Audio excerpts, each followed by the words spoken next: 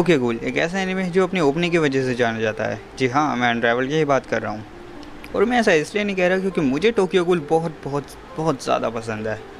मैं ऐसा इसलिए कह रहा हूँ क्योंकि अनरावल की लिरिक्स सच में काफ़ी ज़्यादा बढ़िया है। और जब आप ओपनिंग सुनते हैं तो आपका इंटरेस्ट और भी ज़्यादा बढ़ जाता है एनिमे को देखने के लिए। और ऐसा ही कुछ है हमारे टोक्यो गूल के अनरावल सॉन्ग के साथ। और हाँ, ये बात मैं सीज़न 1 के लिए कह रहा हूँ, क्योंकि बाकी सीजन्स की क्या हालत है वो हम सबको पता है। अगर आपको टोक्यो गूल अच्छा लगता है तो ऐसा तो हो ही नहीं सकता कि आप बिना मांगा पड़े ही एनिमे को देख के स्टोरी जान लो। शायद मैं अपने टॉपिक से बाहर जा रहा हूँ। तो आज हम बात करने वाले हैं 2015 की बेस्ट ओपनिंग अनरावल के बारे में, गॉड राइट ओपनिंग। तो जो पूरी ओपनिंग है वो फोकस है कानेकी के चेंजेस के ऊपर, जो एपिसोड 1 से लेके एपिसोड 12 में होते हैं, वो भी सीज़न 1 के, और उसी के सभी फ्रेंड्स के ऊपर। तो बिना टाइम वेस्ट करे वीडियो को करते हैं स्टार्ट। तो शुरू में हमें सब कुछ कलरलेस दिखाया जाता है, जो कि हमें उस रात की याद दिलाता है जिस दिन कानेकी मिला था पहली बार रीजे से, जिस दिन के बाद से उसकी ज़िंदगी पूरी तरह से बदल गई। जो उसकी पहले वाली लाइफ थी उसमें उसके लिए था गूल्स बैड ह्यूमंस गुड, लेकिन अचानक से पूरा वर्ल्ड कलरफुल हो जाता है। पास से देखने में हमें पता चलता है कि कानेकी बैठा है ब्लैक हेयर वाइट शर्ट में एक फैंसी चेयर पे, और ये चेयर हमें कहीं ना कहीं उस जेसन के टॉर्चर की याद दिलाता है, जो कानेकी के साथ एपिसोड के एंड में होता है, या कहूँ सीज़न 1 के एंड में होता है।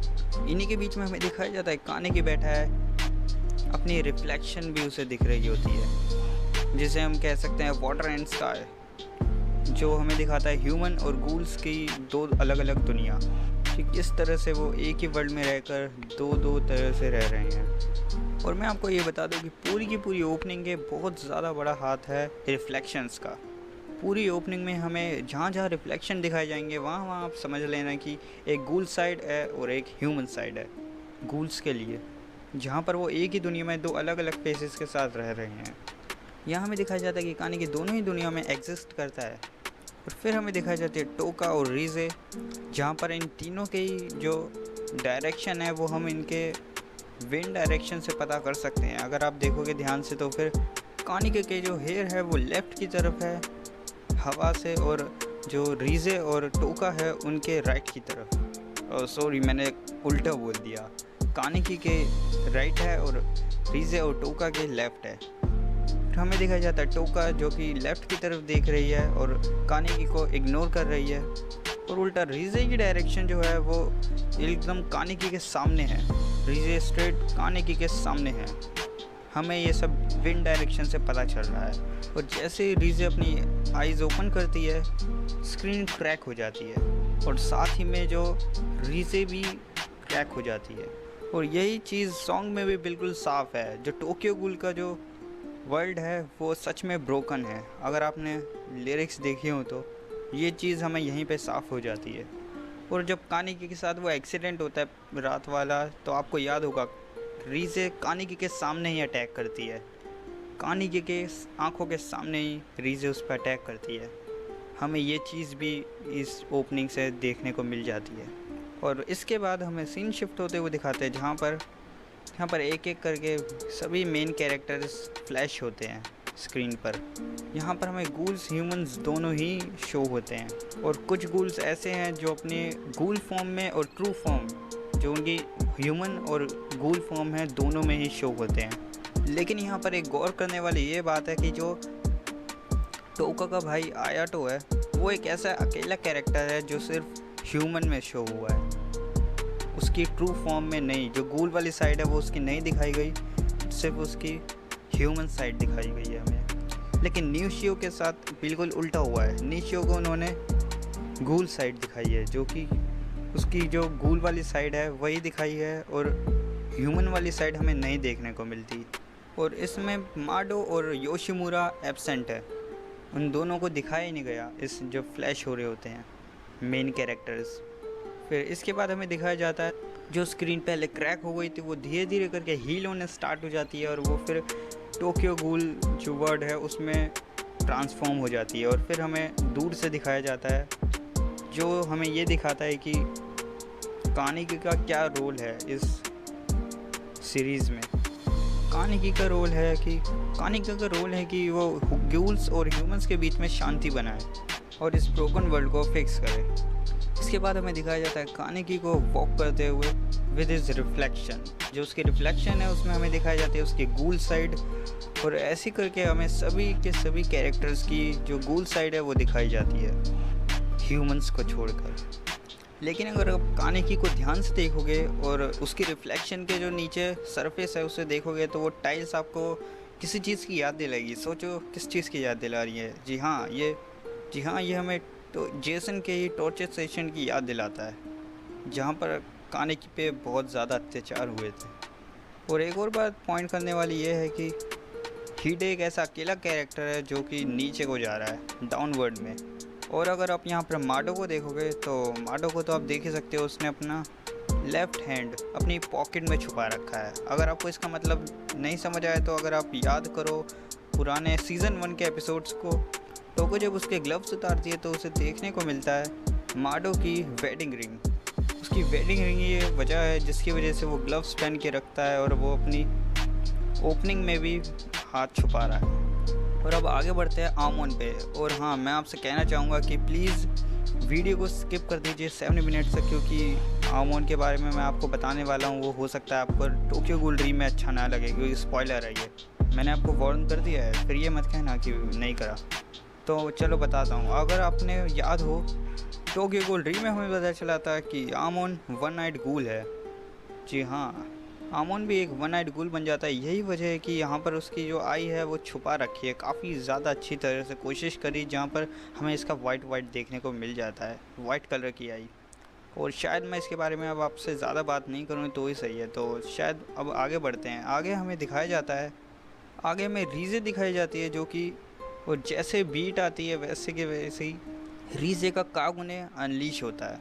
और फ्लैश के बाद, फ्लैश से पहले हमें दिखाया जाता है वो बैरियर जो कि स्क्रीन पे हमें हमेशा से शो हो रहा था ह्यूमंस और गूल्स का बीच का। जैसे वो क्रैक होता है और फ्लैश आती है वैसे हमें दिखाया जाता है रीज़े का कागुने ट्रांसफॉर्म हो जाता है डांसिंग कोलैब क्लिप आर्ट में। रीज़े के कागुने में हमें काफ़ी सारे फ्लावर्स देखने को मिलते हैं। और अगर आपको याद हो, ये फ्लावर्स हमें जेसन के टॉर्चर रूम में भी दिखाए गए थे। कानिकी के सबकॉन्शियसनेस में रीज़े आई थी जब हमें ये फ्लावर जब भी देखने को मिले थे। रीज़े का पूरे शो में यही रोल है कि रीज़े कानिकी की बॉडी का एक पार्ट है, और ये चीज़ हमें एंड में भी सीज़न 1 के देखने को मिलती है। हमें दिखाया जाता है कि रीज़े की जो ड्रेस है वाइट कलर की, उस पर रेड कलर का रंग आने लग जाता है और वो रेड कलर के ब्लड रंग से पूरी तरह से कवर हो जाती है उसकी जो ड्रेस है। और फिर वो अपनी जो आई है वो क्लोज़ कर लेती है।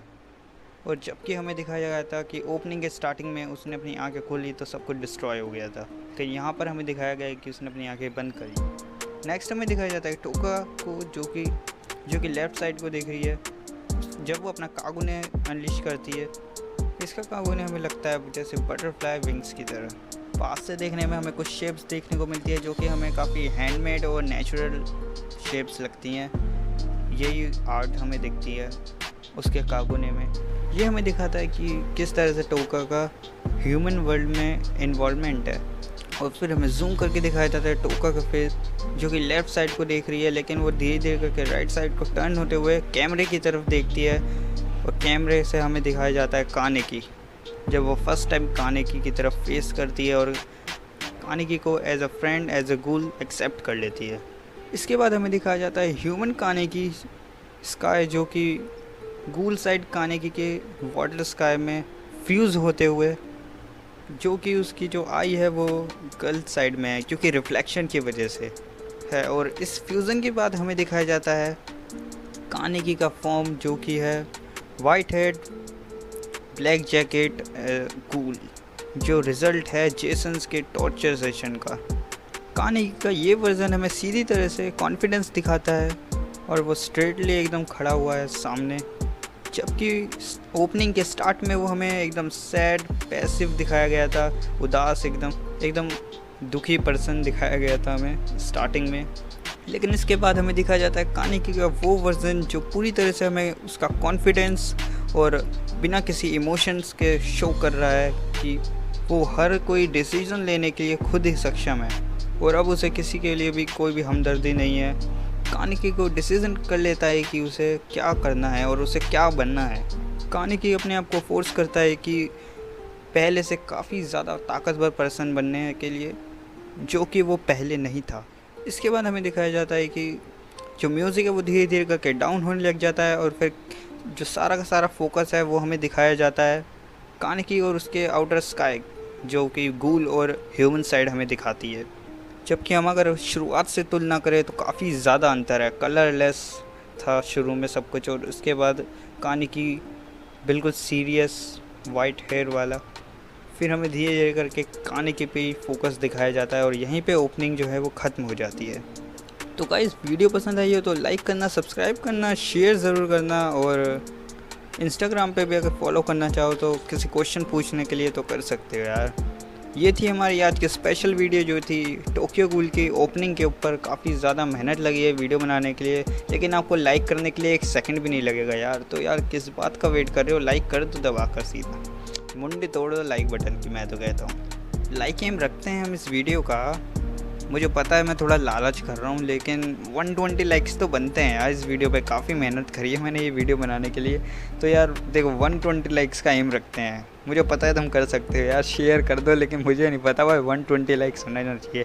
1 महीने में करो, 2 महीने में करो, मुझे कोई फ़र्क नहीं पड़ता, लेकिन 120 लाइक्स हो जाने चाहिए इस वीडियो पर। तो मेरे ख्याल से और कुछ बोलने के लिए तो नहीं बचा है।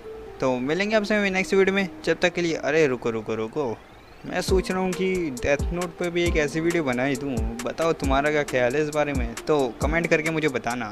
तो चलो मिलेंगे आपसे मेरे नेक्स्ट वीडियो में। जब तक के लिए tata bye bye, see you, sayonara.